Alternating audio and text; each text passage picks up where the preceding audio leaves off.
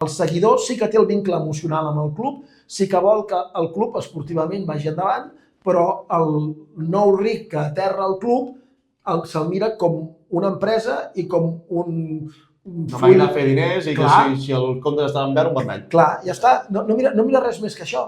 I ja està. O sigui, el Chelsea va tenir molta sort amb Abramovich, perquè que no sé si van ser 25 anys o van ser molts, d'Abramovich com a propietari, va creure en el club, cada dia el tenies allà, vivia a Londres, i d'alguna manera era una joguina que s'estimava. I llavors ell allà hi abocava diners i recursos i els va dotar d'una estructura de ser un club que era 8è o 10è de la Premier cada temporada, a lluitar per guanyar la Lliga, la guanyaven, a lluitar per guanyar la Champions, la van guanyar, etc. El Girona, de moment, és evident que el Citigroup l'ha ajudat des del principi, perquè de tal com estava a tal com està, hi ha molta diferència. Bé, veurem si aquesta estructura es manté, jo confio i crec que sí,